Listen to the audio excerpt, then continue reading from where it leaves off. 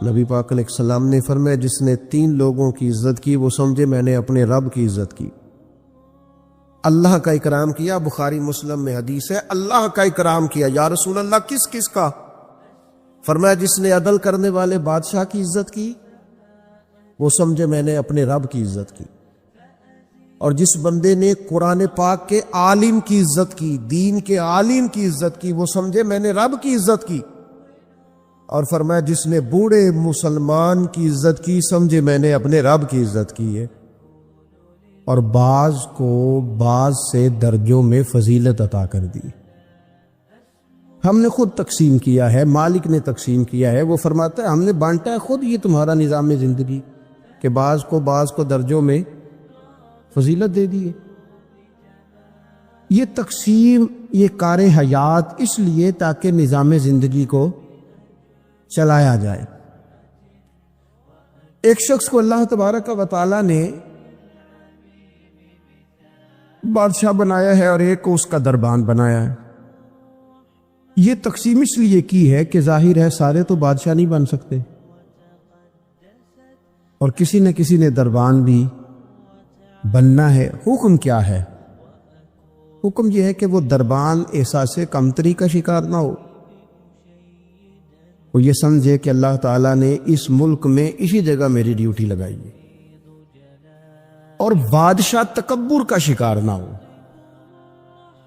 وہ یہ تو سمجھے کہ اللہ نے مجھے اعزاز دیا ہے، مجھے فضیلت دی ہے، ملک چلانے کے لیے اللہ تعالیٰ نے مجھے چنا ہے، لیکن وہ اس دربان کو اپنے سے کم تر نہ سمجھے، اسے حقیر نہ سمجھے، اپنے ذہن کے اندر یہ بات بٹھائے کہ جس طرح بحیثیت انسان رب نے مجھے فضیلت عطا کی ہے، اسے بھی اللہ نے اسی طرح ہی فضیلت عطا فرمائی۔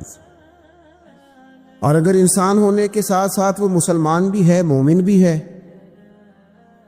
تو پھر تو نبی پاک صلی اللہ تعالی علیہ وسلم نے فرمایا میرے مومن کی عزت اللہ کی نظر میں کعبے سے بھی زیادہ ہے، پھر تو اور زیادہ فضیلت اس کی سمجھے گا۔ ہم نے نا اس تقسیم حیات کو اپنے اوپر طاری کر لیا ہے، اور کچھ لوگ احساس کمزوری کا شکار ہو گئے ہیں، اور کچھ لوگ ایسے ہیں جو بلا وجہ تکبر کا شکار ہیں۔ انسان کو یہ حکم دیا گیا ہے کہ وہ جہاں بھی ہے وہ اللہ کا بندہ بن کے وقت گزارے، اس کے ذہن اور نظریات ٹوٹے نہ، بکھرے نہ، وہ یہ سمجھے کہ اللہ تبارک و تعالیٰ نے اگر کچھ مجھے دیا ہے تو اپنے فضل سے دیا ہے۔ ہمارے ہاں یہ ہوتا ہے کہ اگر کسی شخص کو کوئی چیز خدا اپنے فضل سے دیتا ہے تو وہ اسے نہ اپنا حق سمجھنے لگتا ہے، اور وہ محسوس کرتا ہے کہ یہ معاذ اللہ مجھے ملنی ہی چاہیے تھی، میں اسی کا حقدار تھا۔ وہ چیز پھر اس بندے کو بعض اوقات تکبر میں مبتلا کرتی ہے، بعض اوقات خود پسند بنا دیتی ہے، اور بعض اوقات جو اس کی بہترین صلاحیتیں ہوتی ہیں وہ صلاحیتیں زنگ آلود ہو جاتی ہیں، اخلاقی کمزوریاں اس کے اندر جڑ پکڑ جاتی ہیں۔ محبوب سبحانی حضرت غوث اعظم صمدانی شیخ عبد القادر جیلانی رضی اللہ تعالیٰ عنہ ارشاد فرماتے ہیں کہ تو جہاں بھی ہو نا اپنی سوچ کو عاجزی والی بنا۔ آپ فرماتے ہیں اگر تیری عمر زیادہ ہے اور تیرے سامنے ایک شخص کھڑا ہے جس کی عمر تھوڑی ہے تو اپنے ذہن میں یہ بات بٹھا کہ اس کی عمر تھوڑی ہے تو غلطیاں بھی تو تھوڑی ہیں، اور اگر تیرے سامنے کوئی شخص کھڑا ہے تیری عمر تھوڑی ہے اس کی زیادہ ہے تو پھر یہ ذہن بنا لے کہ اگر اس کی عمر زیادہ ہے تو اس کی نمازیں بھی تو زیادہ ہیں نا، تلاوتیں بھی تو زیادہ ہیں نا، خیرات بھی تو زیادہ ہے نا، عمر جو زیادہ ہے۔ اور اگر تو ان پڑھ ہے اور تیرے سامنے عالم کھڑا ہے تو اس ترتیب سے عاجزی پیدا کر لے کہ وہ چونکہ عالم ہے تو میں تو بہت سارے کام اپنی جہالت کی وجہ سے غلط کر لیتا ہوں، لیکن وہ عالم ہے تو اپنے علم کی بنیاد پر یقیناً وہ مجھ سے زیادہ خیر کٹھی کر رہا ہے۔ اور اگر تو عالم ہے اور تیرے سامنے جاہل کھڑا ہے تو پھر بھی تو اپنی طبیعت میں عاجزی لا، اور تو یہ ذہن بنا کہ وہ اگر کوئی غلطی کرے گا بھی تو اپنی جہالت کی وجہ سے کرے گا، تو مجھے تو پتہ ہے سارا، ایسا نہ ہو کہ میرا گناہ ڈبل لکھ دیا جائے۔ اب جہاں ہیں جس ترتیب سے ہیں اس ترتیب سے ہی اپنی طبیعت کے اندر عاجزی لائیں۔ نبی پاک صلی اللہ تعالی علیہ وسلم نے فرمایا، حضرت عبداللہ ابن مسعود رضی اللہ تعالیٰ عنہ حدیث کے راوی ہیں، حضور نے فرمایا جس کے دل میں رائی کے دانے کے برابر بھی تکبر ہوا وہ شخص جنت میں نہیں جائے گا۔ تو عرض کی یا رسول اللہ صلی اللہ علیہ وسلم، ایک آدمی اچھا لباس پہنتا ہے، اچھا بن کے رہنا چاہتا ہے، صاف ستھرا بن کے رہنا چاہتا ہے، کیا یہ بھی تکبر ہے؟ سرکار نے فرمایا نہیں، اللہ تو خوبصورت ہے، خوبصورتی کو تو پسند فرماتا ہے۔ تو یا رسول اللہ صلی اللہ علیہ وسلم پھر تقسیم کس طرح کریں؟ تکبر کے مفہوم کو کیسے سمجھیں؟ تو دو باتیں نبی پاک علیہ السلام نے ارشاد فرمائی۔ سارے عنوان کو ان دو باتوں میں سمجھا جا سکتا ہے۔ محبوب فرمانے لگے تکبر تو یہ ہے کہ بندہ حق قبول نہ کرے اور دوسرے بندوں کو اپنوں سے حقیر سمجھے۔ اگر تیرا کوئی بھی کمال قبول حق میں رکاوٹ بن گیا تب تو متکبر ہے، اور اگر کسی بھی مقام پر جا کر تو کسی کو حقیر سمجھنے لگ گیا پھر تو متکبر ہے۔ ورنہ اچھا لباس پہننے سے بندہ متکبر نہیں ہوتا، اچھی گاڑی میں بیٹھنے سے بندہ متکبر نہیں ہوتا، اچھے گھر میں رہنے سے بندہ متکبر ہے، بلکہ حضرت باجید بستامی رحمۃ اللہ علیہ تو یہاں تک فرماتے ہیں کہ میں نے بہت بڑے بڑے مکانوں میں درویش بستے دیکھے اور میں نے بڑے بڑے جبوں کے اندر تکبر کو ملاحظہ کیا، غرور دیکھا میں نے وہاں۔ عزیز دوستو، اپنے ذہنی سطح اس طرح کی بنائی جائے کہ مزاجوں میں ٹھہراؤ رہے، طبیعتوں میں۔ ہمیں نا دو تین چیزیں بڑا پریشان کرتی ہیں۔ بعض لوگ ایسے ہیں جو کسی بڑی برادری میں جس کو وہ بڑا سمجھتے ہیں، باقی تو اللہ کو پتہ ہے نا بڑا کون ہے۔ کسی بڑے قبیلے میں جس کو دنیا میں بڑا گردانا جاتا ہے، اس میں اگر وہ پیدا ہو گئے نا تو ان کا یہ گمان بن گیا ہے کہ شاید میرا یہ حق تھا، تو چونکہ مجھے اللہ نے پیدا یہاں کیا ہے تو معاذ اللہ میرا حق بنتا ہے میں تکبر کروں۔ بار بار اپنے لفظوں میں، جملوں میں، اپنے رویوں میں اس بات کا وہ اظہار کرتے ہیں۔ کچھ لوگوں کو اللہ تعالیٰ دولت دیتا ہے، دولت اگر محنت سے ملتی تو سب سے زیادہ مزدور کے پاس ہوتی، کیونکہ وہ سب سے زیادہ محنت کرتا ہے۔ یہ تو خدا کے فضل سے ملتی، اب جس کو مل جاتی ہے وہ سمجھتا ہے مجھے ملنی ہی چاہیے تھی، ملنی چاہیے تھی، اب وہ کسی تکبر کا شکار ہو جاتا ہے۔ حالانکہ مالک بڑا بے پرواہ ہے، صبح کے تخت نشین شام کے مجرم ٹھہرے، ہم نے پل بھر میں نصیبوں کو بدلتے دیکھا۔ ایک منٹ لگتا ہے انسان کمزور ہو جاتا ہے۔ تو لوگ دولت کے زور پر اپنے آپ کو تکبر کا شکار کر لیتے ہیں، اور بعض لوگوں کو اللہ تعالیٰ اپنے فضل سے علم عطا کرتا ہے، اور اس سے مراد صرف دینی علم ہی نہیں، اگر کسی کے پاس کوئی دنیاوی ڈگری ہے، دنیاوی، میں بڑے ادب سے عرض کروں گا، میں بڑے زمانے سے کچھ نہیں تو مجھے 20 سال ہو گئے ڈاکٹروں کا چکر لگاتے، والد صاحب بیمار تھے، والدہ بیمار تھی، خود جانا پڑا، کبھی بچوں کو لے کے جانا پڑا۔ میں نے لہجوں میں بعض جگہ پہ غرور دیکھا، لہجوں میں، یعنی ڈاکٹر کے دو میٹھے بول نہ بندے کی طبیعت ٹھیک کر دیتے، لیکن وہ اس کے لہجے میں، اب چونکہ وہ ڈاکٹر ہے، وہ جناب مجھے تکلیف ہے، میں ذرا جلدی چیک کرانا، سب کو تکلیف ہی ہوتی ہے، سارے تکلیف سے ہی آتے ہیں، باہر بیٹھو دیکھ لیتے ہیں۔ علم اس کا نام ہے کہ دوسروں کو جاہل سمجھا جائے؟ علم اس کا نام ہے کہ آپ کو شعور ہی نہ آئے؟ علم تو آگہی سکھاتا ہے۔ اگر کوئی عالم ہو کر اپنی ماں کے پیر نہیں دباتا تو پھر اس کے علم نے اسے کچھ بھی نہیں سکھایا، اس کے علم نے اسے کچھ بھی نہیں بتایا۔ اگر عالم ہو کر اپنے باپ کا حیا نہیں کرتا تو پھر یہ کورس ہیں، اس نے لفظ سیکھے ہیڑے ترچے، اسے سمجھ ہی نہیں آئی لوگوں سے پیار کیسے کرنا تھا۔ آپ کی چیزیں آپ کے اندر روشنی پیدا کریں، آپ کا شعور آپ کو تازہ کرے، لیکن نا جتنا پھل زیادہ لگ گیا ٹہنی اتنی جھک گئی۔ حضرت عبداللہ بن عمر رضی اللہ تعالیٰ عنہ اور حضرت عبداللہ بن عمر دونوں بیٹھے تھے. ایک صحابی ہیں عبداللہ بن عمر بن عاص رضی اللہ تعالیٰ عنہ، اور ایک سیدنا فاروق اعظم کے بیٹے ہیں جن کو عبداللہ بن عمر کہا جاتا ہے. دونوں بیٹھے تھے. عبداللہ بن عمر اٹھ کے چلے گئے تو عبداللہ بن عمر نے رونا شروع کر دیا. دیر تک روتے رہے. اللہ کرے کسی کو کوئی ایسا یار ملے جسے مل کے بندہ روئے. ایک واری میریاں اکھیاں چوں اونا نے اتھرو پونجے سن، ہن تے چسکا پی گیا رونے دا تے ہر ویلے آہو زاری دا. وہ چلے گئے اور انہوں نے رونا شروع کر دیا. روتے جا رہے ہیں. بچوں نے کہا کیوں روتے ہو؟ کہنے لگے یار وہ عجیب بات بتا گیا ہے. وہ کہتا میں نے حضور علیہ السلام سے خود سنا ہے کہ جس کے دل میں رائی کے دانے کے برابر تکبر ہو جنت میں نہیں جائے گا.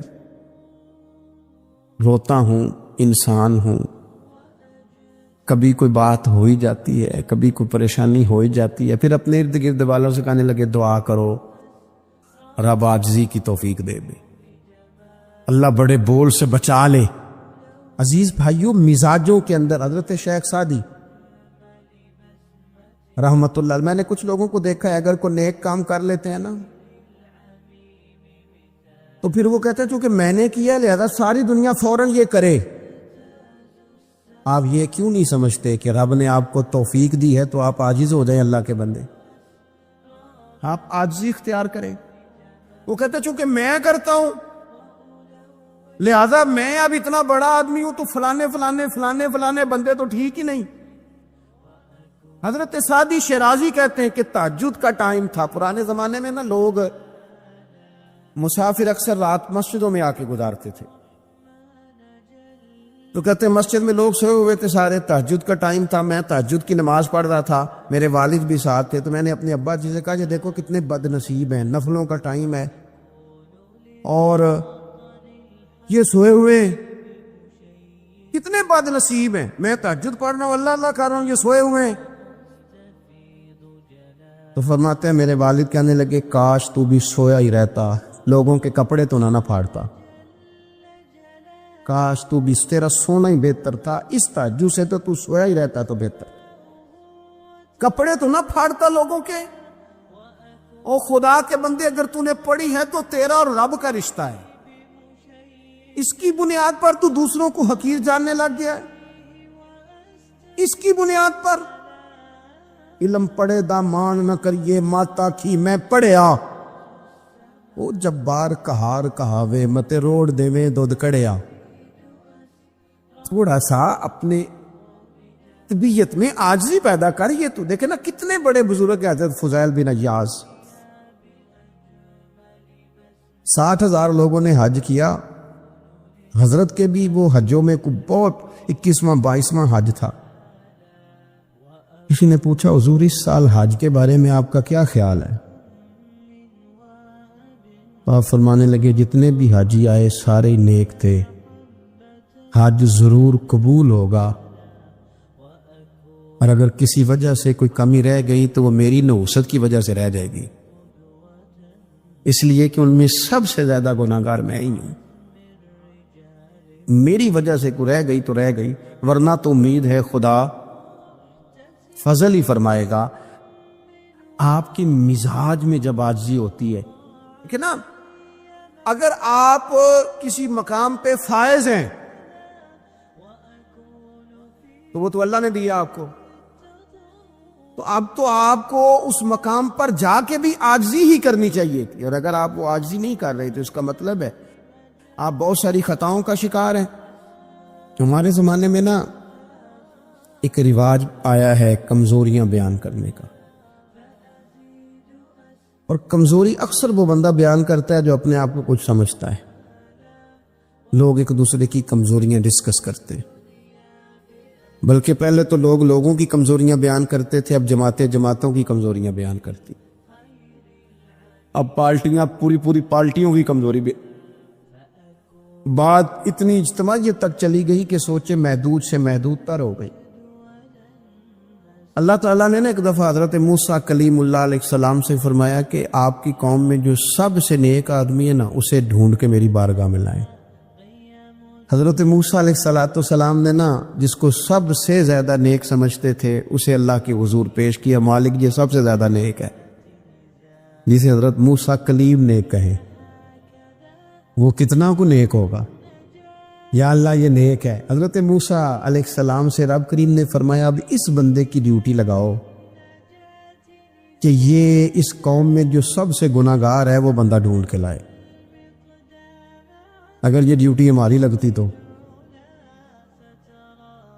پھر تو اللہ خیر کرے، سارے گناہ گار تھے ماں سوائے میرے، خدا مجھے ایسی خدائی نہ دے کہ اپنے سوا کچھ دکھائی نہ دے۔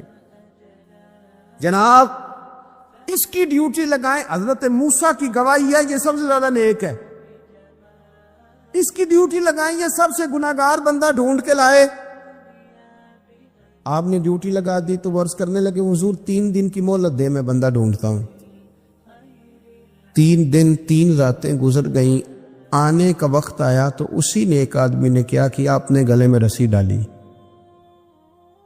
اور اپنے ہی ہاتھ سے پکڑ کے لا کے حضرت موسیٰ کلیم کے دستے مبارک میں دے کے کہا حضور 3 دن کوشش کی ہے، سب سے زیادہ گناہ گار میں ہی ہوں۔ برے بندے تو میں لبن ٹریا تے جگ تے ملیا نہ کوئی، تے اپنے اندر چاتی پائی تے میں تھوں برا نہ کوئی، میں ہی ہوں۔ تو حضرت موسیٰ کلیم علیہ السلام فرمانے لگے یہ تو نے کس طرح تجزیہ کیا؟ عرض کی حضور بعض لوگوں کی نا چھوٹی موٹی کوتاہیاں میرے سامنے تھیں، اس پر میں نے غور کیا، لیکن ان کی غلطیاں یقینی نہیں تھیں، میرا گمان ہی تھا، پورا مجھے یقین نہیں تھا کہ یہ غلطیاں ہیں، لیکن جو میری غلطیاں تھیں ان کا مجھے پورا یقین تھا کہ یہ ہیں۔ کسی کی غلطیاں میرے سامنے یقینی نہیں تھی، اپنی کوتاہیاں میرے سامنے یقینی تھیں، اور جو زیادہ یقینی چیزیں تھیں نا اس پر جب میں نے غور کیا تو پھر میں سمجھا کہ اس بستی میں سب سے گناہ گار میں ہی ہوں۔ آپ مجھے نا بتائیں اب میرے لیے آپ نے کیا کرنا ہے؟ جناب موسیٰ وہیں کھڑے تھے تو رب کریم نے حضرت موسیٰ سے کلام فرمایا، وہی فرمائی، فرمایا میرے کلیم اس کو جو سب سے زیادہ فضیلت ملی ہے وہ نمازوں کی وجہ سے نہیں ملی، یہی اس کی عاجزی ہے جس کی وجہ سے رب نے سب سے زیادہ فضیلت عطا فرمائی۔ یہ اس کے ذہن کے اندر بات ہے جس سبب سے اللہ تعالیٰ نے اسے یہ اعزاز دیا۔ تھوڑا سا نا چیزوں کو سمجھا جائے۔ فرمایا کچھ لوگ ایسے ہیں وَمِنْهُمْ مَنْ يَقُولُ رَبَّنَا آتِنَا فِي الدُّنْيَا حَسَنَةً، اچھا انہوں نے دنیا بھی مانگی تو صرف دنیا مانگی، حسنہ نہیں مانگی۔ اور یہاں فرمایا کچھ لوگ ایسے ہیں جو رب سے کہتے ہیں یا اللہ ہمیں دنیا میں بھی بھلائی عطا فرما، دنیا بھی دے تو حسنہ دینا، وہ دنیا دینا جو ہمارے دین کو تقویت دے، وہ دنیا دینا جو ہمارے اعمال حسنہ کو مضبوط کرے، دینی معاملات کو تقویت دے، دنیا بھی وہی عطا فرما۔ اور ساتھ کہتے ہیں وَفِي الْآخِرَةِ حَسَنَةً، یا اللہ ہمیں آخرت میں بھی بھلائی ہی عطا فرما، وَقِنَا عَذَابَ النَّارِ، اور ہمیں دوزخ کے عذاب سے بچا، اولئک لہم نصیب مما کسبوا، فرمایا ایسوں کو ان کی کمائی ہی ملے گی، جو انہوں نے کیا ہے وہ خوش نصیبی انہیں ضرور میسر آئے گی، چونکہ دنیا بھی مانگ رہے ہیں آخرت بھی مانگ رہے ہیں۔ ہمیشہ کوئی بھی کام کریں کسی قسم کا بھی، اس میں یہ دیکھیں کہ کیا اس میں میرے لیے کوئی ذخیرہ آخرت بنے گا، کیا یہ کام میری قبر میں، حشر میں، قیامت میں میرے لیے کوئی فائدہ مند ہوگا۔ میں بڑے درد سے عرض کرتا ہوں بعض لوگ دینی کام کرتے ہیں اور ان سے جب سوالات کیے جاتے ہیں تو وہ بعض اوقات تکلیف دہ معاملہ ہو جاتا ہے کہ اس دینی کام کے پیچھے بھی وہ والا خلوص نہیں جو ایک مسلمان کا رب و رسول کے ساتھ ہونا چاہیے، اس دینی کام کے پیچھے بھی کچھ دنیاوی مقاصد موجود ہیں۔ تو اگر بڑی پگڑی اور بڑے جبے کے پیچھے بھی ایک دنیا دار چھپا ہوا ہو، لوگوں کو تو دھوکہ دیا جا سکتا ہے، رب و رسول کو تو نہیں نہ دیا جا سکتا۔ وہاں تو دلوں کا خلوص ہی پہنچتا ہے، وہاں تو نیتوں کا حسن ہی پہنچتا ہے۔ تو اللہ تبارک و تعالیٰ سے جب بھی سوال کیا جائے دنیا اور آخرت کی بہتری کا سوال کیا جائے۔ ایک لفظ ہے حدیث پاک میں جس کو عافیت کہتے ہیں، ترمذی شریف میں حضرت سیدنا عباس بن عبد المطلب رضی اللہ تعالیٰ عنہ آپ کی روایت موجود ہے، فرماتے ہیں میں نبی پاک صلی اللہ تعالیٰ علیہ وسلم کی خدمت عالی مرتبت میں حاضر ہوا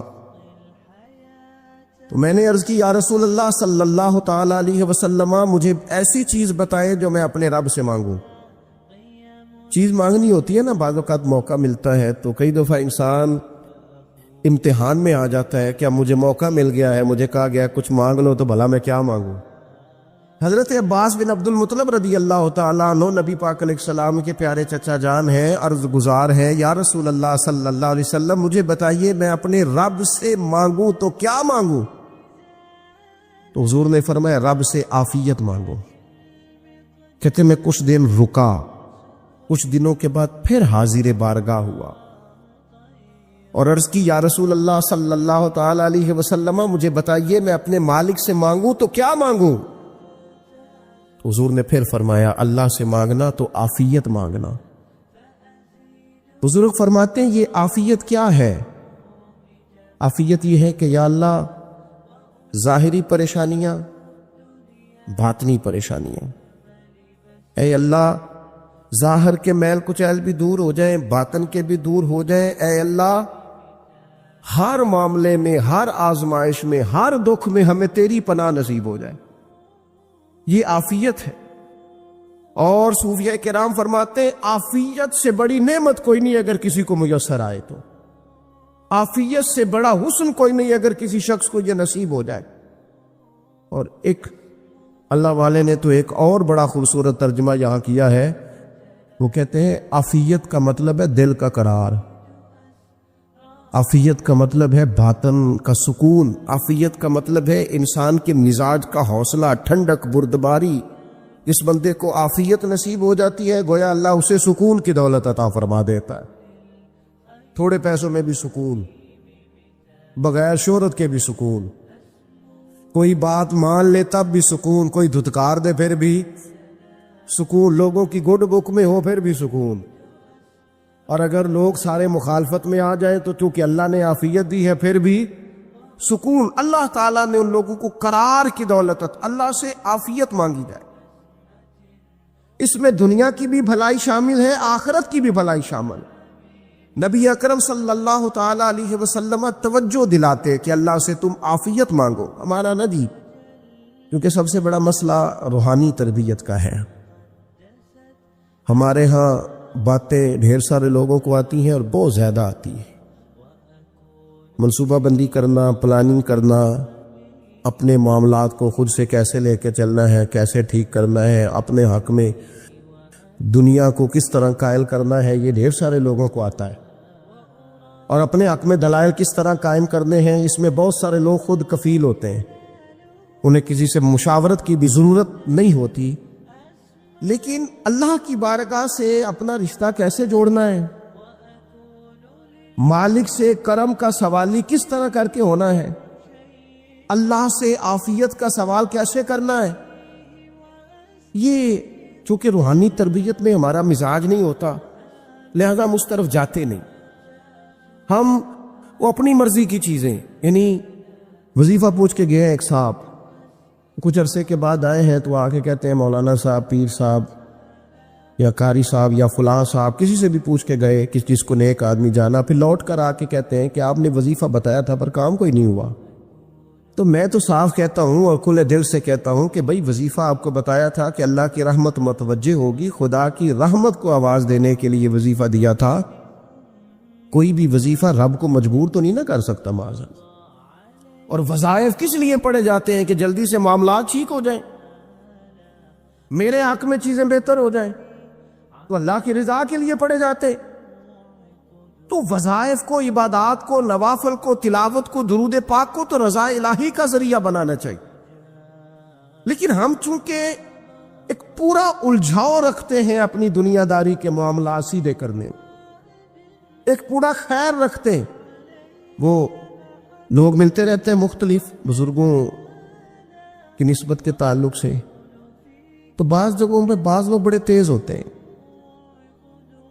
یعنی ان سے آپ کی ملاقات ہوتی ہے تو بندے کو محسوس ہوتا ہے کہ یار اسے تو پہلے ساری باتوں کو پتہ ہے، اور کئی دفعہ ان سے ملنے کے بعد احساس ہوتا ہے کہ یار اس سے تو تھوڑا سیکھ ہی لیتے تو بہتر تھا، یہ تو بات بڑی آگے نکل گئی۔ سارا پتہ ہوتا ہے، باشعور ہوتے ہیں، لیکن ڈر آتا ہے اللہ سے۔ اتنا باشعور آدمی، سمجھدار، پنچایت، پریا، لوگ، دین، دنیا سارا پتہ ہے، نماز کا ٹائم آ گیا تو وہ چھپتا پھرتا ہے۔ اس کی طبیعت پر بوجھ بن رہا ہے معاذ اللہ اللہ کے حضور حاضر ہونا، اسے خیر کا کام کرنا پڑ رہا ہے تو وہ ادھر ادھر نکلتا جا رہا ہے۔ تو سوال یہ ہے کہ پھر یہ شعور کا کیا مطلب رکھا ہوا ہے ہم نے؟ پھر اللہ سے دعا کرنے کی ضرورت نہیں۔ وہ حضرت عارف رومی رحمۃ اللہ تعالیٰ علیہ فرمایا کرتے تھے بعض لوگوں کو رب سارا کچھ دیتا ہے، سجدے کی توفیق نہیں دیتا۔ اس کا مطلب یہ ہے کہ وہ کہتا ہے یہ سارا کچھ لے اور نکل جا، میرے گھر نہ آنا، رکھ سارا کچھ پاس۔ رب سے عافیت مانگی جائے، اس سے اس کا فضل مانگا جائے، اس سے اس کا کرم مانگا جائے۔ اللہ کے پیارے رسول صلی اللہ تعالی علیہ وآلہ وسلم اس عافیت مانگنے پر زور دیتے، توجہ دیتے۔ میں آپ کو صحیح بتاتا ہوں، رب نے اگر کسی بندے کو عافیت میں رکھا ہو نا تو حالات کیسے بھی برے چل رہے ہوں اس کا بگاڑ کچھ نہیں سکتے۔ اور اللہ تعالیٰ معاف کرے 100 دفعہ خاکم بدہن، اگر کسی وقت اس کے کرم کی نگاہ پھر جائے تو پھر سارے اسباب سمیت بھی انسان اپنے پیروں پہ کھڑا نہیں رہ سکتا۔ اس سے جب تک طلب کرم نہیں ہوتا، طلب عافیت نہیں ہوتی، اس کی بارگاہ سے جب تک بندہ مومن پورا رجوع نہیں کرتا، یہ عافیت اتنی اعلیٰ چیز ہے کہ نبی پاک علیہ السلام نے فرمایا اذان اور اقامت کے درمیان جو وقت ہوتا ہے اس میں دعائیں رد نہیں ہوتی۔ دعا مانگا کرو گے تمہاری اللہ اپنے فضل سے قبول کر لے گا۔ عرض کی یا رسول اللہ کیا مانگے؟ تو فرمایا عافیت مانگو رب سے۔ حضرت انس بن مالک حدیث کے راوی ہے رضی اللہ تعالیٰ عنہ، یہاں بھی فرمایا یہ عین قبولیت کا ٹائم ہے، اب اللہ سے عافیت مانگ لو، اس کی پناہ۔ ہم دعاؤں میں بھی محدود ہو جاتے ہیں۔ رب دا طالب کوئی نہ ملیا، جو ملیا طالب زردہ ہو۔ دعاؤں میں بھی حد بندی۔ بعض اوقات بچے بھی تربیت کرتے ہیں نا، ایک مولانا ہے، ان کا خیال ہے کہ انہوں نے مجھ سے کچھ پڑھا ہے تو کبھی کبھی استاد جی کہہ دیتے ہیں، بہت پرانی بات ہے، انہوں نے مجھے فون کیا کہ اگر آپ ابھی تشریف لائیں، تو میں نے کہا پتر دعا مانگ اللہ کو چھوٹی جی گڈی دے وے۔ تو اس بچے نے میری بڑی تربیت کی، کہنے لگا استاد جی اللہ کو لو منگنی جی تو بڑی ساری منگو۔ آپ نے محدود کیوں کیا کہ بھئی یہ چھوٹی سی اللہ گاڑی کیوں اللہ چھوٹی دے، رب دے تو بڑی دے اور رحمت سے دے، اللہ سے مانگنی ہے نا جی۔ ہم تربیت نہیں لیتے۔ میں نے اس کا شکریہ ادا کیا، میں نے کہا بیٹے تو نے بڑی سونی بات کی، اللہ تجھے اس کا اجر عطا کرے، اللہ تجھے برکات عطا کرے۔ اگر آپ نے سیکھنا ہے تو پھر آپ سیکھ لیں گے، اور اگر نہیں سیکھنا تو پھر یہی کہنا ہے ساری عمر لنگی بندہ کو نہیں ملیا، چونکہ مزاج نہیں ہے نا سیکھنے کا، اس لیے پھر ملا ہی کوئی نہیں، پھر ساری زندگی کو میسر ہی نہیں آیا، کسی نے نصیحت ہی نہیں کی، کوئی آنکھوں کو بھایا ہی نہیں، خود ہی بڑے سیانے تھے، خود ہی بہت بڑے تھے، اپنا قد بھی بڑا اونچا تھا، سب ٹھگنے چھوٹے اور کمزور اور بوڑے نظر آئے۔ عزیز بھائی، جب عافیت، ایک بزرگ تھے ہر وقت اللہ سے عافیت مانگتے تھے، ہر وقت اللہ سے عافیت مانگتے تھے، ہر وقت عافیت مانگتے تھے۔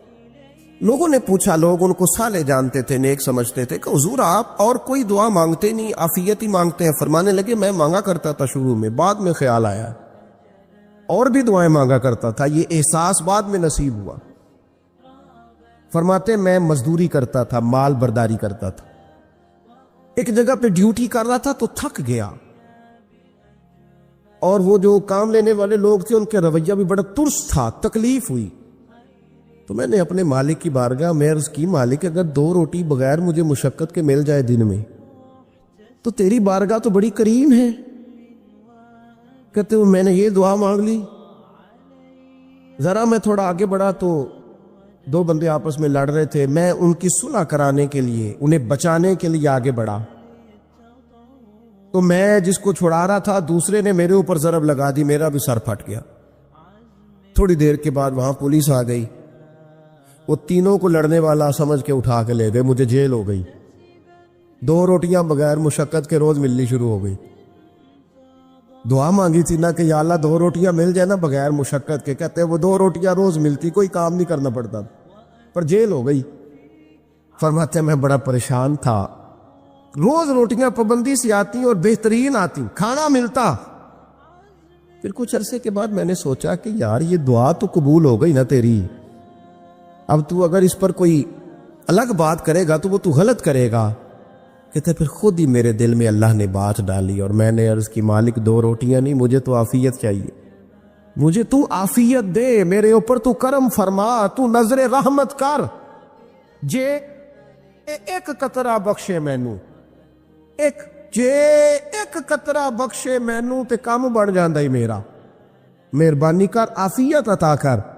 فرماتے پھر خدا نے کرم کیا, کہاں سے اسباب بنے میرے جیل سے چھوٹنے کے, کون کون میرے ضمانتی بنے اللہ ہی جانتا ہے.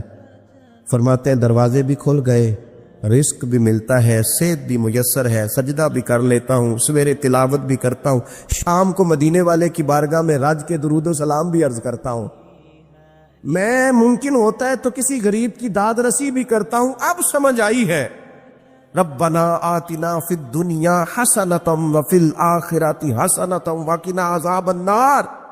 اب سمجھ آئی ہے رب سے جب بھی مانگنا ہے عافیت ہی مانگنی ہے. نبی پاک صلی اللہ علیہ وسلم تشریف فرماتی حضرت عائشہ صدیقہ کی ایک بوڑھی عورت آ گئی. اس عورت نے جب آ کر کے دروازے پہ دستک دی اور جب وہ بولی نا, اس نے گفتگو کی, اس کے جملے محبوب کے سماعت اقدس سے ٹکرائے. کہتے اللہ کے محبوب جلدی سے اٹھ کے بیٹھ گئے. حضور نے اس بوڑھی کا استقبال کیا اور حضور نے اسے بٹھایا. فرماتی ہر آنے والے مہمان کو حضور بڑی عزت دیتے تھے, بڑا نوازتے تھے, ہر آنے والے مہمان پہ بڑا کرم فرمایا کرتے تھے, لیکن اس خاتون کو زیادہ اعزاز دیا. اللہ کے محبوب علیہ السلام نے اس کے لیے کھانا منگوایا, کھجوریں دی, شہد کے ساتھ تواضع فرمائی. فرماتے وہ بی بی باتیں کرتی تو میں دلچسپی دیکھ. کچھ مہمان ایسے ہوتے ہیں نا جو آئیں تو بندہ کہتا ہے اللہ کرے اب چلے جائیں نا کسی طریقے سے, اور کچھ ایسے ہوتے ہیں جن کو بندہ کہتا ہے اتنی بھی جلدی کیا ہے, ذرا ٹھہر جائیے, ذرا رک جائیے. دل کرتا ہے کہ وہ ذرا بیٹھے, ان سے کچھ اور بات ہو, کچھ بات اور آگے بڑھے. کس میں ہوتی ہے مہمانوں؟ محبوب پاک صلی اللہ علیہ وسلم نے بہت ہی زیادہ اہمیت دی. حضور محبوب کریم علیہ السلام جب وہ باتیں کرتی تو حضور دلچسپی سے سنتے, ان کے سوالات کے جواب بڑی گہرائی سے دیتے. حضرت عائشہ صدیقہ فرماتی ہیں دیر کے بعد وہ بوڑھی اٹھی, کہا حضور اب میں چلتی ہوں. تو نبی پاک نے تحائف تیار کیے. ایک صحابی کو کہا ان کے ساتھ جاؤ اور تحفے انہیں دے دو. کہتے ہیں جب وہ بوڑھی چلی گئی تو میرے دل میں خیال آیا حضور اب مسجد جائیں گے, جب رات کو واپس آئیں گے نا پھر میں محبوب سے پوچھوں گی یہ خاتون کون ہے. لیکن حضرت عائشہ کہتے ہیں حضور تو گئے نہیں, لیٹ گئے, اور بڑی خوشگوار کیفیت میں نے دیکھی. حضور کی مقدس آنکھیں کھلی اور محبوب کے چہرے پر عجیب سی رعنائیاں. جناب عائشہ صدیقہ کہتی ہے میں آگے بڑھی اور میں نے قدموں پہ ہاتھ رکھ کے رسول اللہ صلی اللہ علیہ وسلم مہمان تو روز آتے, حضور یہ کاشانہ نور ہے, یہاں روشنی لینے والے تو روز آتے, یہ کون سی بوڑھی تھی کہ آئی ہے تو آپ نے اتنا استقبال کیا ہے, اس انداز میں وقت دیا ہے. اور یا رسول اللہ صلی اللہ علیہ وسلم پھر میں آپ کی کیفیات دیکھ, کون تھی؟ کہتے حضور اٹھ کے بیٹھے اور میں نے حضور کی آنکھوں میں آنسو چمکتے دیکھے. محبوب فرمانے لگے عائشہ یہ میری پہلی زوجہ سیدہ ختیجہ الکبریٰ کی سہیلی تھی. یہ ختیجہ کی سہیلی تھی. فرمایا جب ہم مکے میں رہتے تھے تو یہ ختیجہ سے ملنے آتی تھی, ختیجہ انہیں وقت دیتی تھی, ان کا استقبال کرتی تھی. یہ کمزور ہوتی تھی تو ختیجہ تحفے دیتی تھی. فرمایا آج جب یہ دوبارہ آئی ہے تو پچھلی ساری یادیں میرے ذہن میں تازہ ہو گئی ہیں, وہ سارے خیالات تصورات پھر سے اجاگر ہو گئے. اور فرمایا میں نے وہ ساری نسبتوں کو, ان ساری باتوں کو نبھانے کی کوشش کی جو ختیجہ کا اس کے ساتھ رشتہ تھا. اور پھر بات اس جملے پر ختم کی, فرمایا حسن العہد من الایمان, فرمایا تعلق کو اچھے طریقے سے نبھانا یہ بھی ایمان کا حصہ ہے. تعلقات کو, عہد کو, پیمان کو اچھے طریقے سے نبھانا یہ بھی ایمان کا حصہ ہے. تو دیکھیے ہمارے جو رشتے ہیں, ہمارے جو تعلقات, کوئی شخص یہ تقاضا نہ کرے, کوئی تقاضا نہ کرے, کوئی خامند یہ تقاضا نہ کرے اب تو میرے گھر میں رہتی ہے تجھ پہ پابندی ہے، تو میکے نہیں جا سکتی، تو کسی سے ملاقات نہیں کر سکتی، تو کچھ نہیں کر سکتی، تو کیسے پابند کر سکتا ہے جب تو اپنے حق میں اس قدر زیادہ تو اپنے حق کے اندر مضبوط ہے کہ ذرا وہ بات کرتی ہے تو کہتا ہے میری اماں ہے میرے ابا جی، اس میں شک بھی نہیں، عورت کو کرنا بھی نہیں چاہیے۔ اسی طرح کا رویہ ان کے ماں باپ کے حق میں بھی انسان کو رکھنا چاہیے۔ یہ بات درست ہے، انسانوں میں کمیاں ہوتی ہیں، کسی جگہ وہ بھول جاتے ہیں، تو پھر انسان کو یہ بھی سوچنا چاہیے کہ میرے عزیزوں میں بھی کمیاں ہیں، میرے اندر بھی کمزوریاں ہیں۔ ایک دوست نے ایک دفعہ ایک مضمون لکھا، ایک بات اس میں بڑی خوبصورت پڑھنے کو ملی، کہنے لگے کہ ایک میاں بیوی نے فیصلہ کر لیا، روز جھگڑا ہوتا تھا نا، روز جھگڑا ہوتا تھا، اور جھگڑا میاں بیوی کا اپنا کوئی بھی نہیں ہوتا، کسی تیسرے کی وجہ سے ہوتا ہے، جب بھی ہوتا ہے تو وہ روز جھگڑا ہوتا تھا، تو ہوتا تھا ماں باپ کی وجہ سے، تو جھگڑا اس بات پہ ختم علیحدہ رہتے تھے، اس بات پہ جھگڑا ختم ہوا کہ اب تیرے ماں باپ آئیں گے تو میں نے کوئی پروٹوکول نہیں دینا، اور میرے آئیں گے تو تو بھی نہ دینا، بے شک بیٹھے رہے۔ تو کہتے ہیں کہ پہلے بیٹے کے والدین آئے، دروازے پہ دستک دی تو ملازم نہیں کھولا، روٹی بھی ملازم ہی لایا، اور جب وہ رخصت ہونے لگے تو گاڑی تک چھوڑنے بھی وہ نوکر ہی گیا۔ کچھ ہی دن گزرے تھے تو بیٹی کا باپ ملنے آیا، وعدہ تھا کوئی پروٹوکول نہیں دے گا، ٹھیک ہے دونوں ہی نہیں دیں گے، لیکن دروازے کے باہر آواز گونجی ابا جی کی، بیٹی کے ہاتھ میں پلیٹ تھی، وہ ڈھب سے گری، تھا کی آواز آئی، دوڑی گئی، دروازہ کھولا، میرے ابا جی آ گئے، بٹھایا بھی، کھلایا بھی، چھوڑنے بھی گئی۔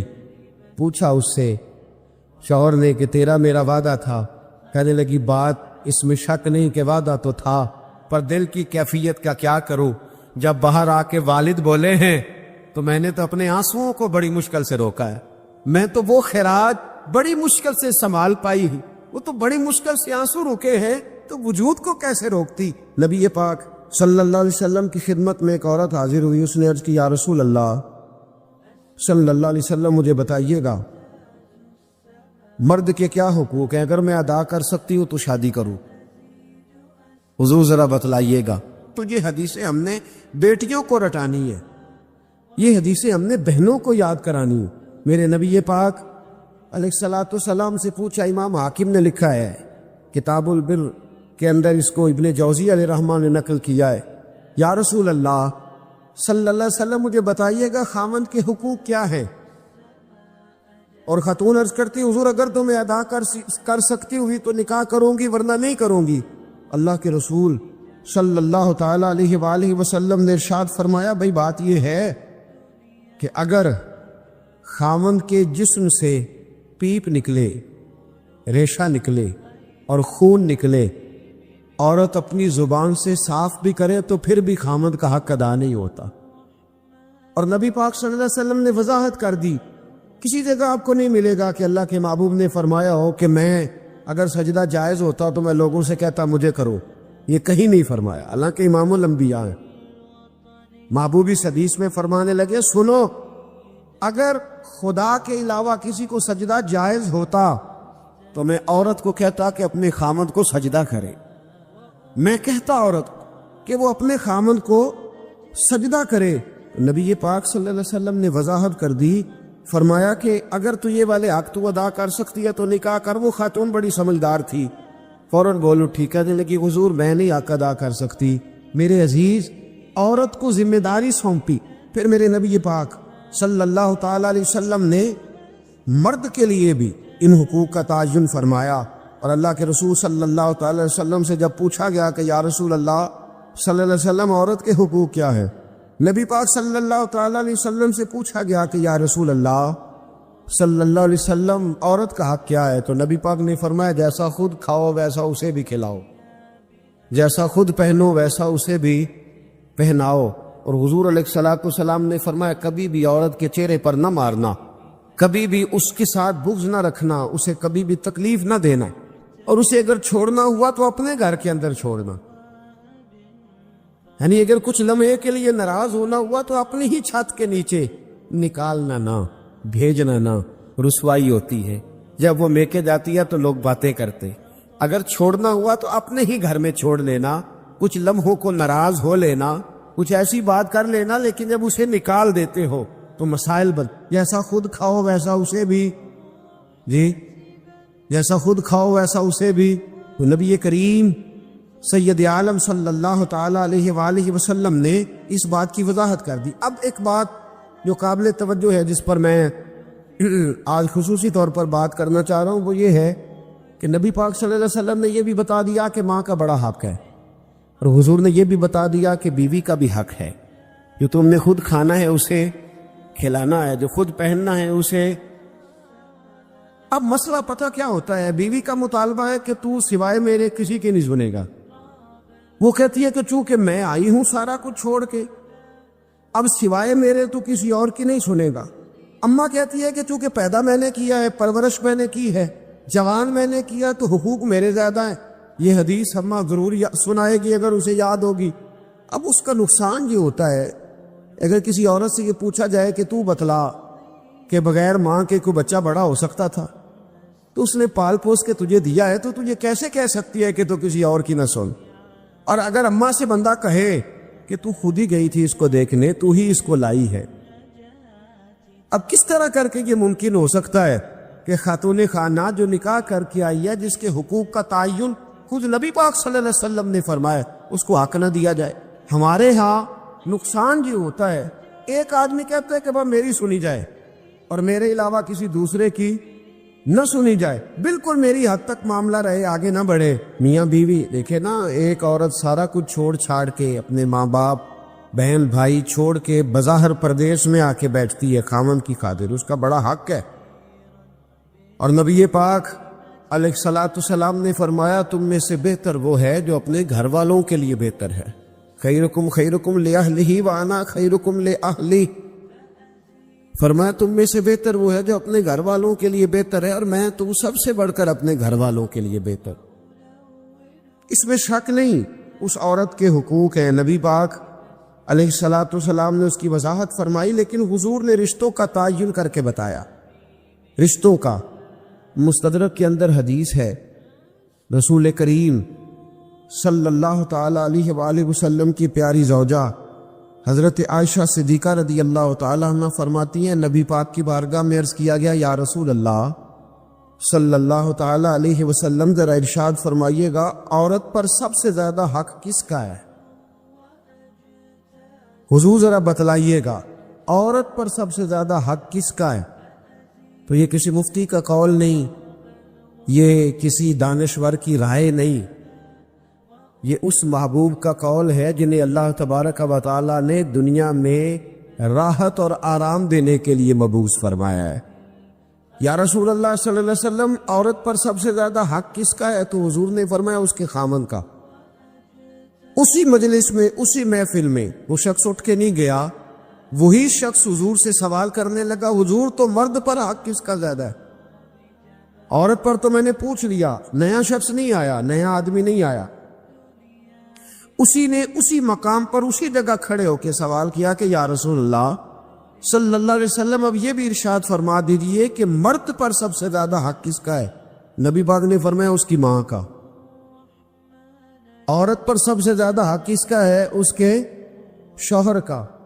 اور مرد پر سب سے زیادہ حق کس کا ہے؟ اس کی ماں کا۔ یہ حقوق کی تعین ہے جو نبی پاک صلی اللہ علیہ وسلم نے کر کے دیا۔ یہ حقوق کی وہ والی وضاحت ہے، اور یہ ہر آدمی کا وہ والا مقام ہے جو میرے محبوب علیہ الصلوۃ والسلام نے اپنی امت کو خود بتایا ہے کہ یہ اس کی جگہ ہے اور یہ اس کی جگہ ہے۔ اب یہاں ایک بات اور قابل غور ہے، مرد کے عورت پر بھی حقوق ہیں، عورت کے مرد پر حقوق ہے۔ میرے رسول پاک صلی اللہ تعالی علیہ وآلہ وسلم کی خدمت عالی مرتبت میں جب ایک شخص نے عرض کی کہ حضور مجھ سے بڑا گناہ ہو گیا ہے تو میں کیا کروں؟ تو نبی پاک نے فرمایا جا کے اپنی اماں کی نوکری کر۔ ایک کوئی ایسا گناہ اس صحابی سے ہو گیا تھا جو دور جاہلیت کا تھا، شارحین نے لکھا ہے، اب وہ جن کے حقوق ضائع کیے تھے وہ مل نہیں رہے تھے یا وہ دنیا سے جا چکے تھے، تو اس نے حل پوچھا کہ حضور اب کیا کروں؟ تو نبی پاک علیہ السلام نے فرمایا جا اپنی اماں کی نوکری کر، اللہ تیرے گناہ معاف کر دے گا۔ اس صحابی نے فوراً کہا حضور میری تو اماں پردہ کر گئی، میری اماں تو وصال کر گئی۔ تو حضور نے ایک نیا حق بیان فرمایا، محبوب نے فرمایا جا کے خالہ کی نوکری کر، اللہ تیرے گناہوں کو معاف فرما دے گا۔ اور فرمایا خالہ بھی مثل ماں کے ہوتی ہے، خالہ بھی مثل، تو جا کے حضور علیہ السلام نے تو خالہ کا حق بیان کر دیا، نبی پاک نے تو تعین کر دیا کہ تو نے نوکری کرنی ہے۔ اب اگر بیگم صاحبہ کو اعتراض ہو کہ تو خالہ کے گھر کیا لینے گیا تھا، تو ادھر کیوں گیا تھا، تو یہ اس کا اعتراض اس لیے درست نہیں ہے کہ اس حق کو رسول پاک نے بیان فرما دیا، نبی پاک صلی اللہ علیہ وسلم نے اس کا ذکر فرما دیا۔ محبوب کریم صلی اللہ علیہ وسلم نے صحیح بخاری کے اندر رسول پاک صلی اللہ علیہ وسلم نے ایک بڑا خوبصورت فرمان ارشاد فرمایا۔ اللہ کے رسول فرمانے لگے صحابہ سے، کیا تم میں سے کچھ چاہتا ہے کہ اس کی عمر بھی لمبی ہو، رزق بھی زیادہ ہو؟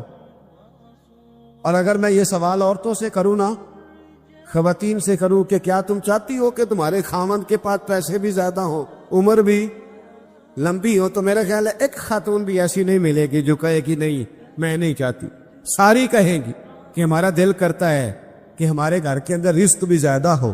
اور اللہ تبارک و تعالیٰ نے جس کو میرے سر کا سایہ بنایا وہ قائم بھی رہے، ہر خاتون یہ دعا مانگے گی۔ اب یہ صحیح بخاری ہے، تو پھر وہ والا وظیفہ پڑھ لیں جو نبی پاک نے بیان فرمایا ہے۔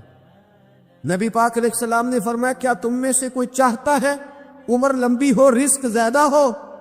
صحابہ عرض کرنے لگے، حضور سارے چاہتے ہیں، یہ صحیح بخاری ہے۔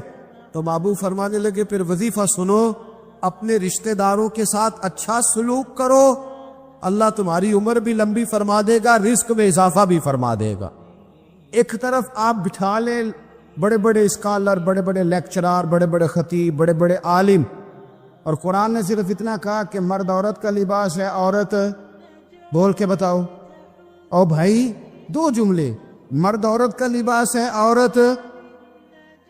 ابھی اس جملے کی صرف 3 تفسیریں جو ہمارے محدثین نے کی، یہ صرف 3 جملے اگر آپ کی سمجھ میں آ جائیں تو میاں بیوی کو مزید کسی لیکچر کی ضرورت ہے۔ یہ پردہ کیا ہے؟ مرد عورت کا لباس ہے، عورت تو 3 کام کرتا ہے لباس، ایک تو گرمی سردی سے بچاتا ہے، اور ایک کپڑے پہن کے بندہ سونا لگتا ہے، اور تیسرا کوئی عیب ہو تو کپڑوں کی وجہ سے چھپ جاتا ہے۔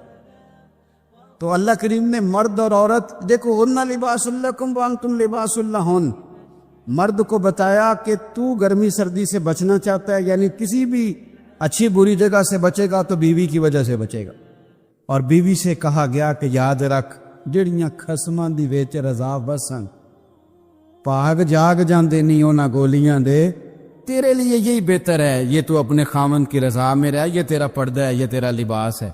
اور ان دونوں کو بتا دیا کہ لباس ایک تو گرمی سردی سے بچاتا ہے، دوسرا بندہ سڑ جاتا ہے کپڑے ڈال کے۔ بڑا سونا بندہ بھی اگر طامت کے ساتھ اور خالی بنیان کے ساتھ آ جائے، کرتا نہ پہنے تو وہ اچھا نہیں لگتا، وہ کرتا پہنے گا تو زینت ہو جائے گی۔ تو بیوی کو بتا دیا کہ تو جتنی مرضی بھی اعلیٰ ہو، تیری شان تیرے خامند کے ساتھ ہی۔ اور خامند کو بھی کہا کہ یاد رکھ، اگر تو گھر نہیں بسا سکتا تو باقی دنیا کو کیا خیر عطا کرے۔ خیرکم خیرکم لأہلہ وانا خیرکم لأہلہ۔ اور تیسری بات یہ عرف آخر ہے، اگر آپ کی سمجھ میں آئے تو، مرد کو بتایا تو اس کا لباس ہے، عورت کو بتایا تو اس کا لباس ہے۔ لباس عیب چھپاتا ہے، عیب دکھاتا۔ یہاں پھنسی نکل آئے تو لوگ کیا کرتے ہیں؟ اے رومال نہ ٹک لو، تھوڑا نکل آیا نا تو سر پہ جو پرنا لیا اسی سے لوگ لپیٹ لیتے ہیں۔ یہ جو لباس ہوتا ہے یہ چھپاتا ہے۔ قرآن پاک کی عظمت دیکھو کس طرح قرآن ہماری تربیت کرتا ہے۔ کہا اگر بی بی میں کوئی خامی ہے تو سویرے اٹھ کے لوگوں کو نہ بتا، بلکہ چھپا، اس لیے کہ تو اس کا پردہ ہے۔ اور بی بی سے کہا گیا کہ سارے زمانے کو نہ بتا نکما ہے، نکھٹو ہے، کس طرح کا ہے، شکوہ نہ کر، بلکہ اپنے خامند کی عزت کر۔ تجھے اسے اللہ نے تیرے لیے تجھے اس کے لیے لباس بنایا ہے۔ تو میں کتنی کو مثالیں آپ کو قرآن پاک سے دوں کہ ایک جملے کے اندر قرآن پاک نے تدبیریں کر دی۔ طلاق کب ہوتی ہے؟ جب بڑے سخت اختلافات ہوں، کوئی گزارا نہ بچے، حد ہو جائے تو طلاق ہوتی ہے نا۔ لیکن قرآن پاک نے پتہ کیا کہا کہ اگر تم نے بیوی کو طلاق دینی ہے تو 2 جملے جو قرآن کا اخلاق دیا ہوا، قرآن پاک کا۔ آپ میری طرح کے سادے لوگ ہیں، میں آپ کو کچھ زیادہ مثالیں نہیں دے سکتا، دیکھو قرآن پاک نے کہا اخلاق سکھائے. طلاق ہو گئی, بیوی کو چھوڑنے لگے, فارغ کرنے لگے, خوشی کے ساتھ تو کوئی نہیں نا طلاق دیتا. یہ ہمارے یہاں لوگ آ کے کہتے ہیں جی میں غصے میں تھا تو میں نے طلاق دے دی. تو وہی طلاق ہوں غصے چ. کدو کو بندہ کہتا ہے ابھی تو بڑی خدمت گزار ہیں جا تینوں طلاق ہی. اور اب تو بندے ہمیں مسئلہ پوچھتے نہیں بلکہ مسئلہ مولوی صاحب کو سمجھانے آتے ہیں. میرے پاس کچھ لوگ آگے کہنے لگے جی وہ طلاق دے دیا بندے نے, 3 طلاقیں تو بڑا مسئلہ بن گیا, تو بتائیں. میں نے کہا طلاق تو ہو گئی ہے. کہنے لگے تو پاگل ہے بندہ, بیوقوف ہے, اسے تو پتہ ہی نہیں چلتا. وہ تو 500 تک گنتی نہیں گن سکتا. اس کو تو میرا خیال ہے نہیں پتا ہوگا لاہور کو گاڑی کیسے جاتی ہے, تو اس کی طلاق بھی ہو گئی. مولوی صاحب آپ کوئی پیر صاحب کرنے والی بات کریں, ہمیں سمجھاتے ہیں لوگ آ کے, آپ یقین کریں. میں انہوں آخیا میں کہ تو انہیں شدائی ہے وہ دی طلاق کی میں پہلے یہ دس شدائی دا نکاح کی میں ہویا سی. وہی شدائی دا نکاح تے چٹ پٹ ہو گیا تے 3 بچے بھی ہو گئے. نکاح ہوتا ہو گیا ہے پر طلاق ہو سکتی, یہ عجیب فلسفہ ہے بھائی. کوئی نکاح ہو گیا تو اس کا سب ٹھیک ہے, اور طلاق کی باری آئے تو کہتے شدائی ہے. میں کہ جی شدائی سی تے نے کندھ نو طلاق کیوں نہیں دیتی, بیوی نو کیوں دیتی سو؟ میری بات کی سمجھ آ رہی ہے؟ ایسے تو نہیں نا کہ رستے جاتے کسی بیوی کو طلاق دے دی اس نے. شدائی تھا تو وہ پاگل تو جس کو مرضی جو مرضی کہہ دیتے. اس کو پتا تھا میری بیوی, اور یہ بھی پتا تھا کہ طلاق دینی ہے شدائی. لوگ مسئلہ بھئی آپ کیوں اللہ کے حلال کو حرام اور حرام کو حلال کرتے؟ تو جو میں بات عرض کرنے لگا ہوں قرآن پاک کی عظمت دیکھیے. فرمایا جب تم طلاق دو تو پھر کس طرح دو؟ فرمایا جب تم نے 2 طلاقیں دے دی تو اب کرنا کیا ہے؟ فَإِمْسَاكُمْ بِمَعْرُوفٍ اَوْ تَسْرِيحٌ بِإِحْسَانٍ. اب اگر 2 طلاقوں کے بعد رکھنا تو نیکی کر کے رکھنا. اور سنو یارو, یہ قرآن سکھاتا ہے. فرمایا اگر بیوی کو طلاق دے کے بھیجنا تو احسان کر کے بھیجنا.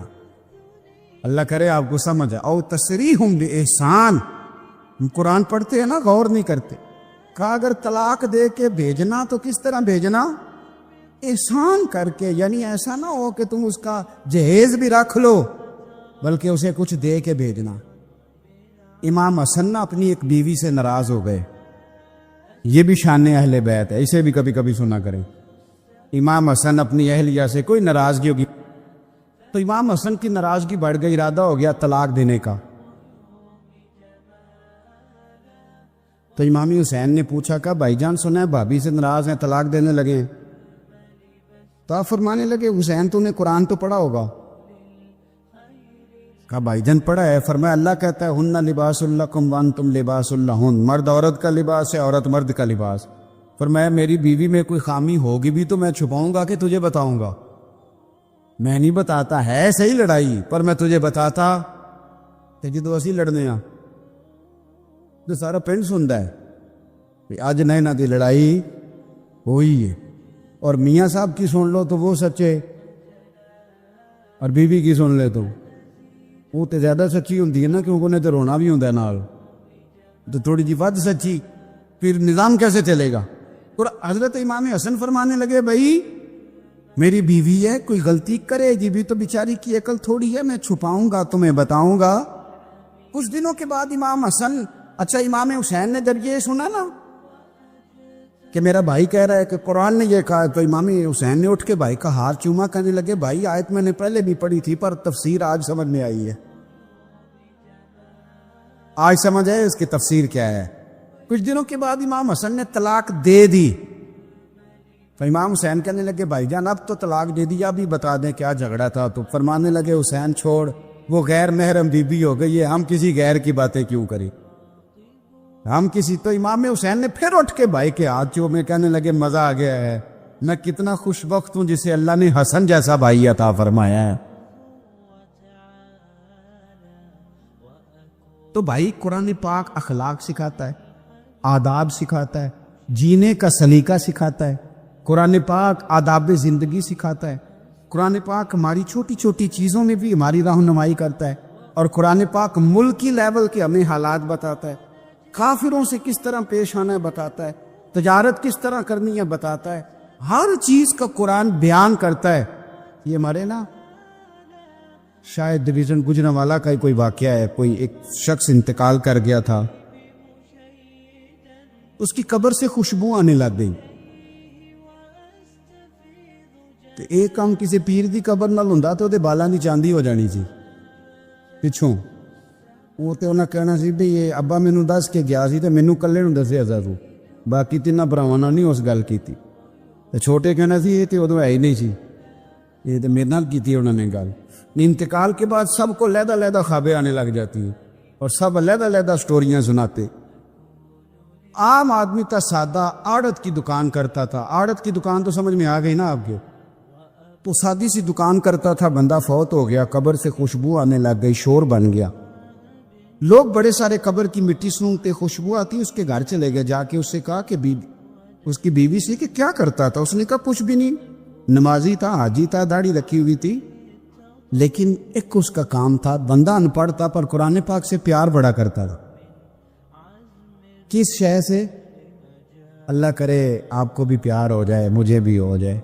قرآن پاک سے پیار کرتا تھا، ان پڑھ بندہ تھا پر سویرے اٹھ کے نا وضو کر کے نماز پڑھ کے قرآن کھول لیتا اور ایک ایک سطر پہ انگلی پھیرتا تھا اور کہتا تھا اللہ تو جو آکھے ہے سچ ہی آکھے،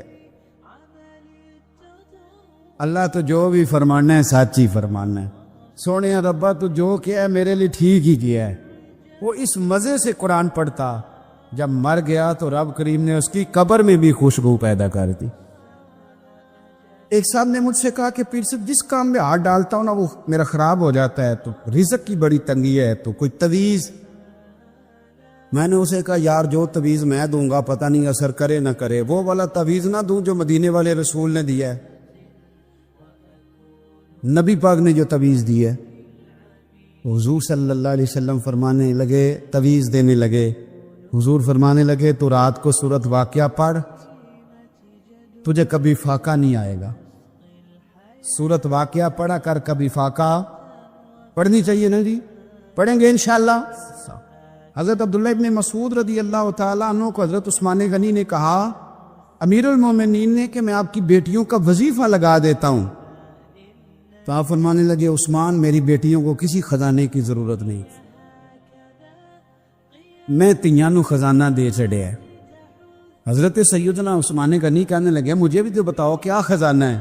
تو آپ فرمانے لگے میں نے اپنی بیٹیوں کو سورت واقعہ یاد کرا دی ہے، اور میرے رسول پاک علیہ السلام نے فرمایا جو سورت واقعہ پڑھے اسے فاقہ نہیں آتا، تو حضور نے کہہ دیا ہے تو آ سکتا بھی نہیں۔ تو قرآن پاک کی عظمت کو سمجھی، قرآن پاک کی شان کو سمجھی۔ مزہ تو تب چلے گا نا قیامت والے دن کہ جب اللہ حافظ قرآن کے باپ کے سر پہ دستار رکھے گا اور حافظ قرآن سے کہے گا جا 10 بندے اپنے خاندان کے جنت میں لے جا۔ دنیا کے اندر یہ واحد کتاب قرآن پاک ہے جو ہمارے پاس ہمارے پیارے نبی صلی اللہ علیہ وسلم کا معجزہ ہمارے ہاتھوں میں موجود ہے۔ یہ حضور کا معجزہ ہے قرآن پاک، اور زندہ اور جاوید معجزہ ہے۔ عرب کے جو لوگ تھے انہیں بڑی باتیں کرنی آتی تھی، فصیح و بلیغ لوگ تھے، اپنی بات سلیقے سے کر سکتے تھے، یعنی بہترین لوگ ہوتے تھے، ایسے نہیں جنہیں بولنا نہ آئے۔ تو وہ کسی شخص کو مانتے نہیں تھے، وہ کہتے تھے کہ باقیوں کو وہ اجمی کہتے تھے، اجمی گونگے کو کہتے ہیں، وہ نہیں مانتے تھے۔ لیکن نبی پاک صلی اللہ علیہ وسلم جب ان کے سامنے قرآن پاک لے کے آئے تو کچھ لوگوں نے یہ اعتراض کیا کہ شاید اللہ کے رسول صلی اللہ علیہ وسلم نا اپنے پاس سے بنا بنا کے آیتیں لاتے۔ اب چونکہ عرب کے لوگوں کا دعویٰ تھا کہ بڑے بڑے اچھے شاعر، بڑے بڑے اچھے ادیب، بڑے بڑے اچھے کلام والے لوگ موجود ہیں، تو قرآن پاک نے نا انہیں ایک چیلنج دیا، اور وہ چیلنج قیامت تک موجود ہے۔ قرآن مجید نے کہا کہ اگر تمہیں اس میں کوئی شک ہے نا جو ہم نے اپنے بندہ خاص پہ قرآن نازل کیا ہے، تو دعویٰ تو تمہارا بھی ہے نا عربی ہونے کا اور سمجھدار ہونے کا اور فصیح و بلیغ بولنے کا۔ اگر یہ تمہارا دعویٰ ہے کہ یہ اپنے پاس سے بنا کے لاتے ہیں تو چلو تم بھی کوئی چھوٹی سی صورت بنا کے دکھاؤ، اللہ کرے آپ کو میں بات سمجھا سکوں۔ وَإِن كُنتُمْ فِي رَيْبٍ مِّمَّا نَزَّلْنَا عَلَىٰ عَبْدِنَا فرمایا اگر تمہیں اس میں کوئی شک ہو جو ہم نے اپنے بندہ خاص پہ نازل کیا ہے تو فاتو بسورۃ من مثلی، اس طرح کرو، اس کی مثل ایک صورت لے کے آؤ، اس کی مثل ایک شاعر شاعری کرتے ہیں نا، تو جو جواب میں لوگ شاعر ہوتے ہیں وہ اس سے بڑی شاعری کر کے دکھا دیتے، کوئی شعر بندہ شعر کہتا ہے تو جواب میں لوگ اس سے بڑی، اس سے زیادہ اہم. اب میں آپ کے ذوق کو نہیں سمجھتا کیا ہے، ورنہ ایک مصرع دیا جاتا ہے، جو تھوڑے سے شاعری سے دلچسپی رکھنے والے لوگ ہوتے ہیں ان کو مصرع دیا جاتا ہے، تو وہ ایک مصرے پہ ہی کئی کچھ کہہ جاتے، اور جو فصیح و بلیغ لوگ ہوتے ہیں وہ ایک سے بڑھ کر ایک بات کر سکتے. اہل عرب کو چیلنج دیا اللہ تعالیٰ نے، فرمایا اگر تم سمجھتے ہو کہ قرآن میرے محبوب نے خود بنایا ہے تو تم بھی تو عربی ہو نا، زیادہ نہیں، پورا قرآن نہیں، اور کوئی بڑی صورت نہیں، ایک صورت.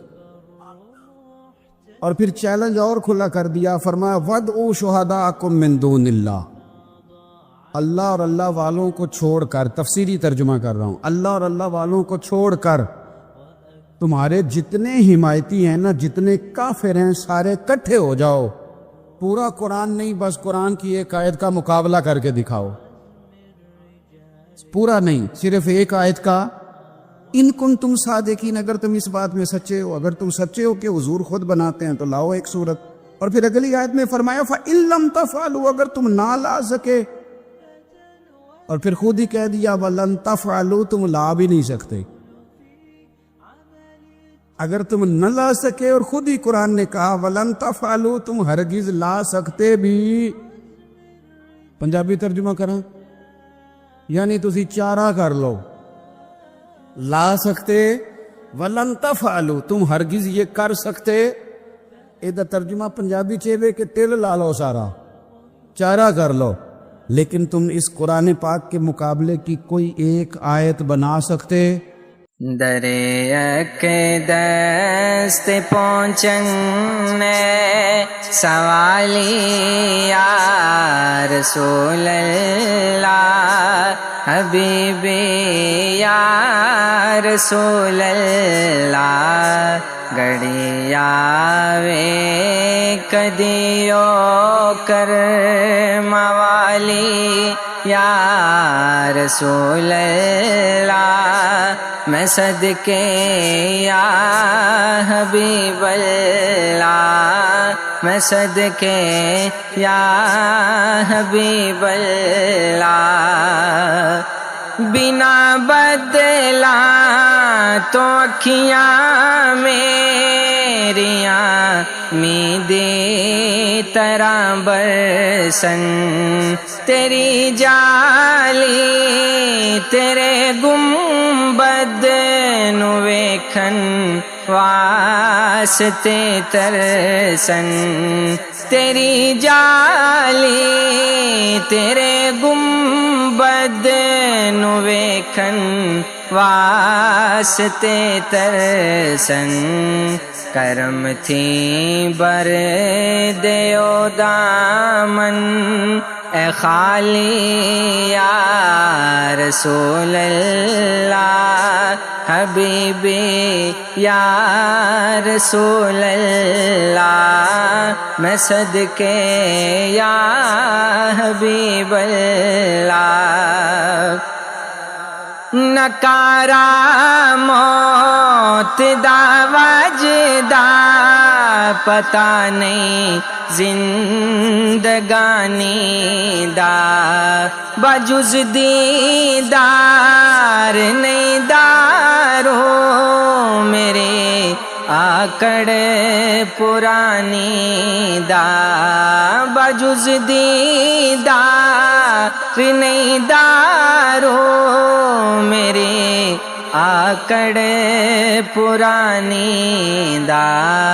نہ جاوے پیڑ فرقت دے سنبھالی یا رسول اللہ، حبیبی یا رسول اللہ میں صدقے یا حبیب اللہ میں واری یا رسول اللہ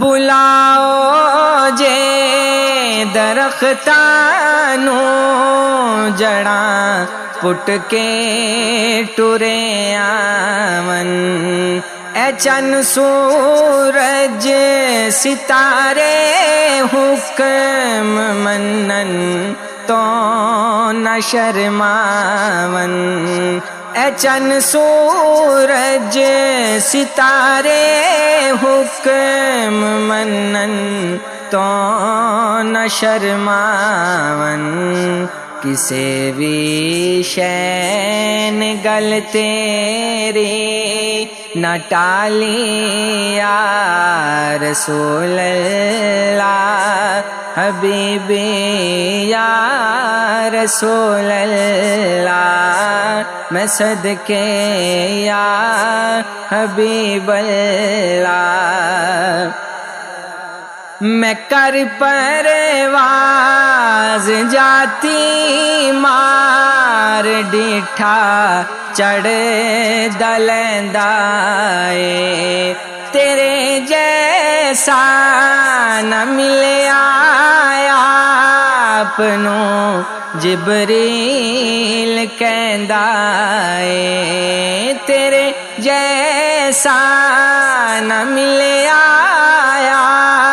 اپنوں جبریل کہندائے زمانے دی میں ہر تھاں کھنگالی یا رسول اللہ حبیبی یا رسول اللہ میں صدقے یا حبیب اللہ نوازو جے کدی آئے تے میں پلکاں بچھاواں گا نوازو جے کدی آ کے تے میں پلکاں بچھاواں گا تیرے قدماں دی مٹی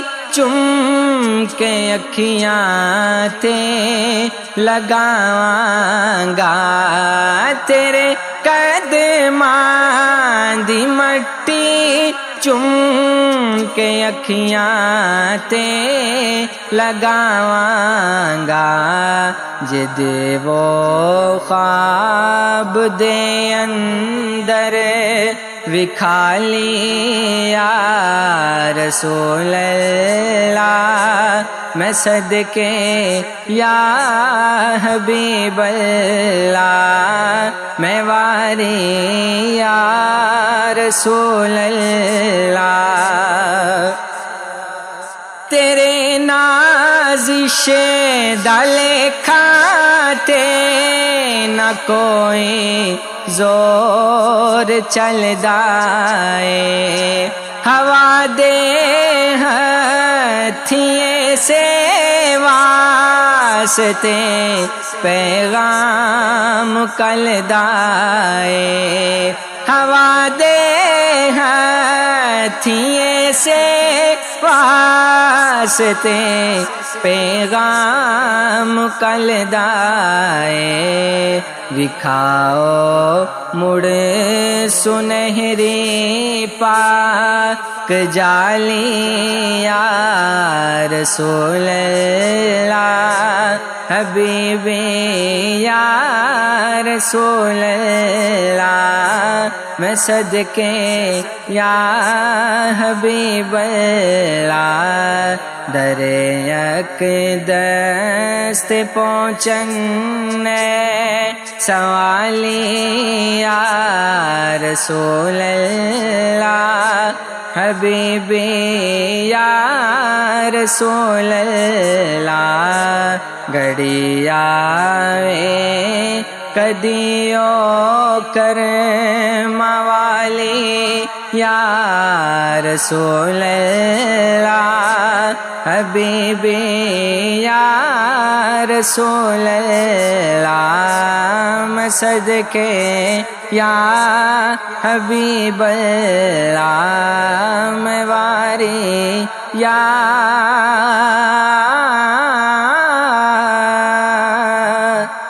رسول اللہ.